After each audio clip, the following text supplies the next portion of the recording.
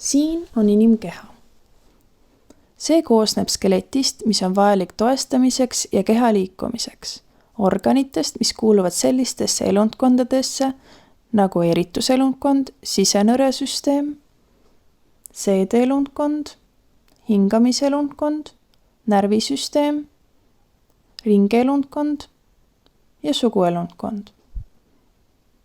Skeletilihastest ehk vöötlihastest, mis tagavad liikumise, ja nahast, mis reguleerib temperatuuri, kaitseb elundeid ja keha, tajub välismaailma ja sünteesib D-vitamiini. Elundkonnad on omavahel tehituselt ja talitluselt seotud ja moodustavad terviku. Selles videos vaatleme hingamiselundkonda, mis varustab verd hapnikuga ja aitab süsinikdioksiidist vabaneda. Nüüd aga hingamiselundkonna juurde. See koosneb ninaõõnest, mille ülesanne on sisse hingatava õhu soojendamine, niisutamine ja puhastamine. Ninas on palju verekapillaare, mis soojendavad õhku. Neelust, kus lahenevad toidu ja õhu liikumisteed. Kõrist, mille ülesandeks on õhku juhtida ja seal tekib hääl. Hingetorust ehk tracheast, mis on umbes 12 cm pikk ja ümbritsused kõhredega, et tagada alati vaba õhu liikumine. Kopsutorudest ehk bronhidest, mis meenutavad tagurpidi pööratud puud ning mille tüveks on hingetoru ja harudeks bronhid. Kopsudest, mis asuvad mõlemal pool südant ja mida kaitseb rinnakorv. Alaosaga toetuvad kopsud vahelihasele ning nende ülaosa ulatub rangluudest veidi kõrgemale.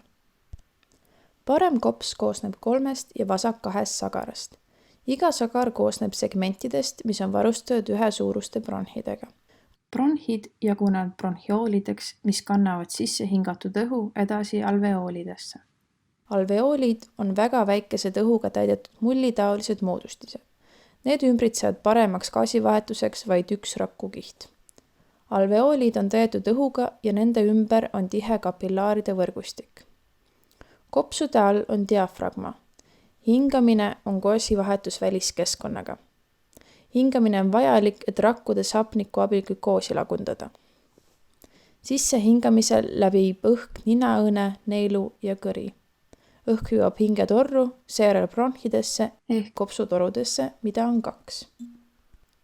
Need on jagatud bronhioolideks ehk kopsutorukesteks. Õhk jõuab lõpuks alveoolidesse ehk kopsusombukestesse, mis on kotikujulised moodustised, kus toimub gaasivahetus kopsude ja vere vahel. Alveoolides on hapniku kontsentratsioon tunduvalt suurem. Kontsentratsioonide vahe tulemusena tungib hapnik alveoolist kapillaari. Sarnaselt hapiku tungimisega verre liigub süsihappegaas verest alveoolidesse. Kuna veres on süsihappegaasi kontsentratsioon kõrgem kui alveoolides, tungibki süsihappegaas alveoolidesse, järgides seal vastupidist teed kehast väljumisel. Veres ühineb hapnik punaste verelibede sees oleva hemoglobiiniga, mis hapniku üle keha laiali kannab. Veri transpordib sisse hingatud hapniku rakkudeni. Rakud kasutavad hapniku rakku hingamiseks, mille käigus lagundatakse toitained, näiteks glükoos hapniku toimel süsihappegaasiks ja veeks. Selle tulemusena vabaneb glükoosist energia, mida rakud kasutavad oma elutegevuseks, ja jääkained ehk süsihappegaas ja vesi viiakse rakust verre. Veri transpordib nüüd kopsu, kus nad välja hingatakse. Hingamine koosneb 2 osast, sissehingamine ja väljahingamine. Sissehingamisel roiete vahelised lihased tõmbuvad kokku, roided liiguvad üles ja väljapoole, diafragma ehk vahelihas tõmbub kokku ning liigub allapoole. Selle tulemusena rinnaõõne ruumala suureneb ning õhk tungib kopsudesse. Õhu sissehingamisel on sellest 78% lämmastik, 21% hapnik ning alla 1% süsihappegaas.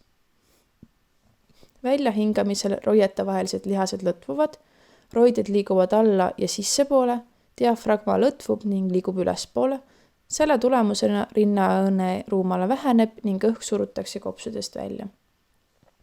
Õhu väljahingamisel on lämmastikku jätkavalt 78%, aga hapniku protsent on langenud 16%-ni ja süsihappegaasi oma on tõusnud natukene alla 4%.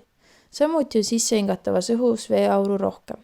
Seda on näha, kui hingata vastu klaasi.